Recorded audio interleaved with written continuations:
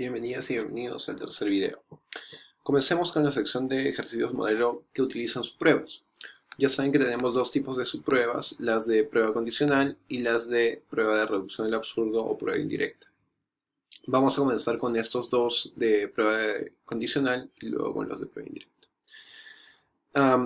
El primer tipo de aplicación y también la más, digamos, sencilla o aparentemente sencilla de aplicar subpruebas es haciéndolo directamente desde el primer paso que agreguemos a nuestra derivación cuando tenemos una conclusión que tiene una estructura condicional.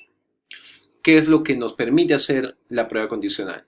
Llegar a una estructura condicional que queremos construir, que además en este caso coincide exactamente con nuestra conclusión, y lo hacemos de una manera interesante. Es agregando como un supuesto el antecedente de ese condicional, que sería esto, como una premisa adicional.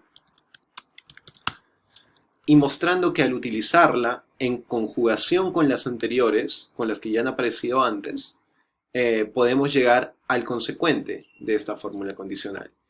Y inmediatamente después, o sea, digamos, en un cierto número de pasos, vamos a llegar en un paso n al consecuente de esta fórmula. Y a partir de ello lo que vamos a concluir es que por haber añadido esta fórmula, o en otras palabras, si añadimos esta fórmula, entonces alcanzamos esta fórmula. Lo que hemos alcanzado en nuestra prueba condicional, o lo que alcanzaremos en nuestra prueba condicional, será entonces en el paso n más 1, digamos, nuestra fórmula completa, a raíz de la prueba condicional que se le habrá aplicado desde el paso 3, que es donde comenzamos con nuestra premisa adicional, hasta el paso n. Que además, por si fuera poco, vamos a además tener que ponerle un margen, ¿no?, para diferenciarlo del resto de la prueba. Margen un poco más chico, creo. Ahí. ¿Sí? Entonces, miren que lo que se alcanza a través de la consideración de esa nueva premisa, que es el antecedente de este condicional, es el consecuente de la condicional. Y al alcanzar esa fórmula, no vamos a decir que hemos concluido de nuestra derivación esta fórmula de acá, sino que hemos concluido que al asumir esta, al decir si esta, llegamos a una conclusión que es esta. O sea, al asumir esto, llegaríamos a esto. Y la formulación de esa asunción con su consecuencia se pone como una fórmula condicional que cierra la prueba y además en este caso coincide con la conclusión. Este es un proceso en el cual tomamos ciertas asunciones, llegamos a ciertas consecuencias y luego establecemos como conclusión que al añadir ciertas asunciones llegamos a ciertas consecuencias. Esa es la lógica de la prueba condicional, ¿ya? Veamos cómo vamos a trabajarlo acá. Entonces, como paso 4, veamos que tenemos que utilizar esta fórmula para intentar llegar a esta. Entonces podríamos ver cómo se relacionan esa con estas dos, haciendo una eliminación del universal en todos los casos, ¿sí? Como tenemos además puras formas universales, podríamos trabajar con la eliminación del universal en constantes arbitrarias, tanto en 4 como en 5 y en 6. ¿Sí? Una para cada una. Por ejemplo, aquí podría tener f de gamma, que sería el universal eliminado de 3, y luego podría ser el universal eliminado de 1 y el de 2. El de 1 sería igual f gamma condicional g gamma, y el de 2 sería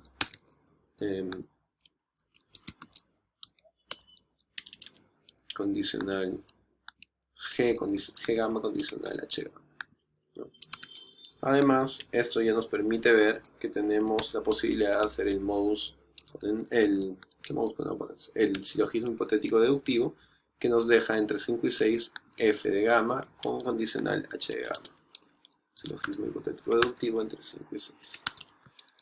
A continuación podemos hacer ahora sí el modus ponens, que nos permite hacer de f gamma y condicional f gamma condicional h gamma, quedarnos solamente con h gamma, el modus ponens.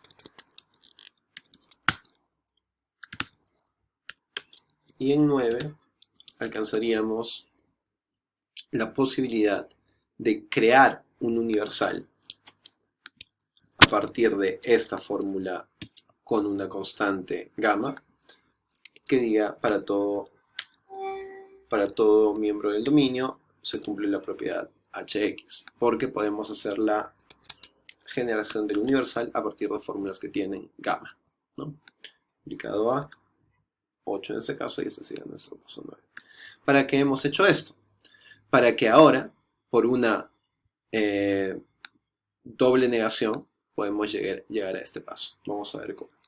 Por 10 podemos hacer una doble negación y decir, ok, tengo dos negaciones para esta fórmula que estaba afirmada.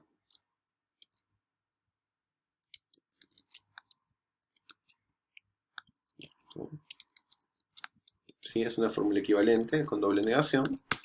Y esto lo hacemos para luego introducir una negación por cuantificador negado, o negación del cuantificador, en 10. Una se queda fuera, la otra se introduce, se invierte el símbolo, ¿no? Si era particular se convierte en universal, si era universal se convierte en particular, y entra la negación a la fórmula que se está cuantificando. Y tenemos entonces lo que queríamos alcanzar. Tenemos esto en el paso 11 y tendríamos entonces nuestro cierre de prueba, porque, ojo, hemos llegado a 11 solamente por asumir esta premisa adicional. Pero esa premisa adicional no estaba dentro de nuestra lista original de premisas. Por lo tanto, para volver a nuestra prueba y salir de nuestra subprueba, puedo hacer también el marcar esto con líneas, que es importante, para decir que la prueba duró desde ahí, paso 3, hasta el paso 11, ¿no? Y que luego tenemos que salir de esta subprueba, ¿no? Entonces, digamos, cierro hasta donde llegó, hasta el consecuente que quería alcanzar, y luego salimos a nuestra prueba original en el paso 12, y decimos, al haber asumido esta fórmula, entonces llegamos a esta otra fórmula, que sería del paso 3, prueba condicional, hasta el paso 11. ¿Sí? Esa es la primera de las resoluciones. Ahora vamos a la siguiente. En esta no vamos a utilizar la prueba condicional desde el primer momento, porque para empezar nuestra conclusión no nos indica que literalmente sea el caso. Pero en segundo lugar, porque nos podemos dejar llevar también, lo cual sería correcto, por el orden de operación de nuestras fórmulas. Por ejemplo, si tenemos la negación de un cuantificador, hemos dicho que debemos aplicar cuantificador negado, ¿no? Negación de cuantificador a la fórmula 2 me dejaría en este caso una particular con la negación de su fórmula al costado. Tendríamos esta fórmula con la cual trabajar.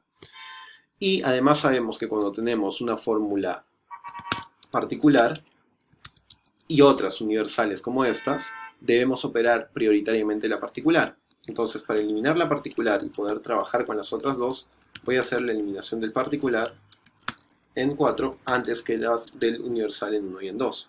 Y como es una eliminación del particular, tengo que crear una constante nueva. Como no hay ninguna constante, voy a crear la constante A. Y vamos a decir que hacemos marca en A.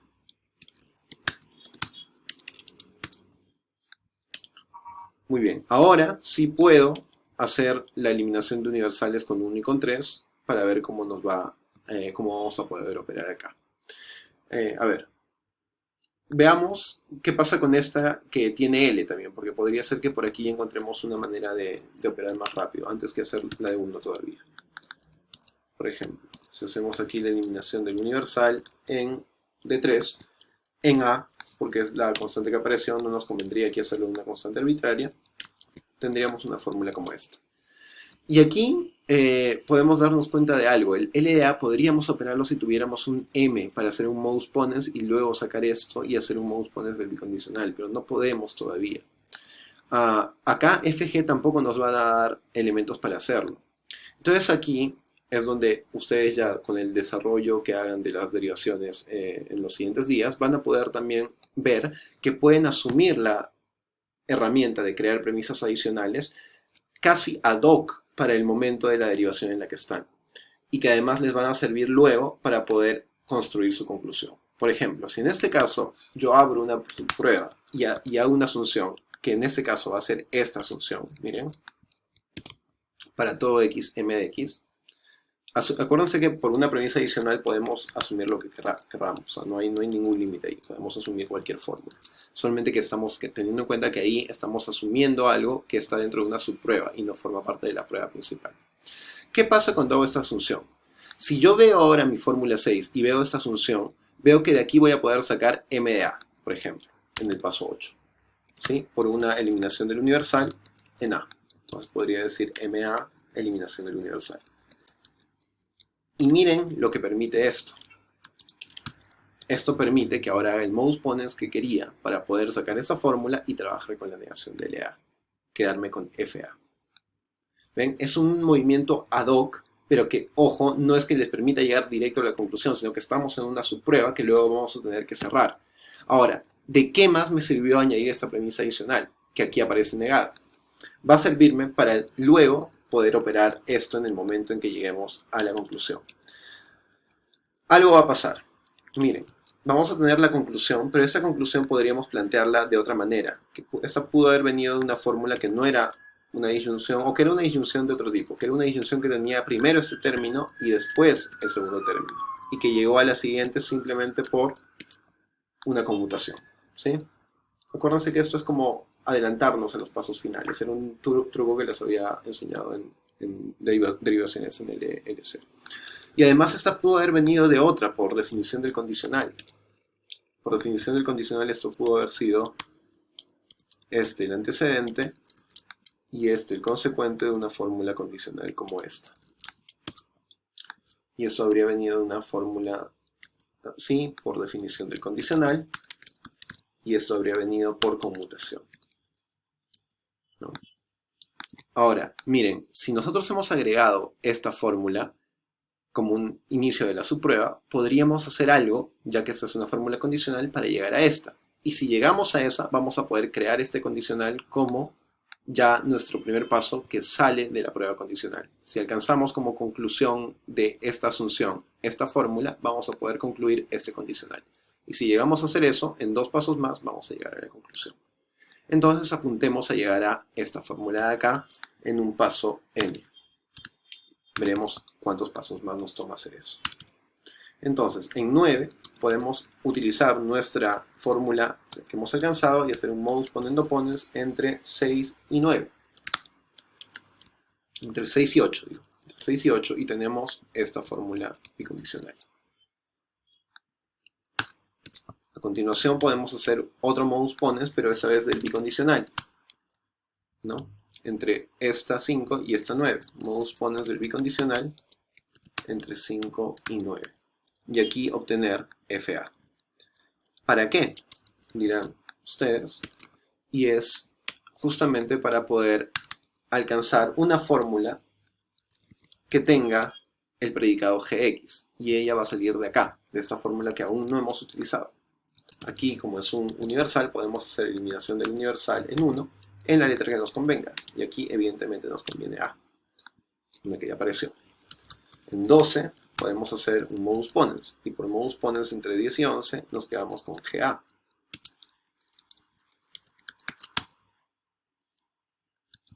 Entre 10 y 11. ¿Sí?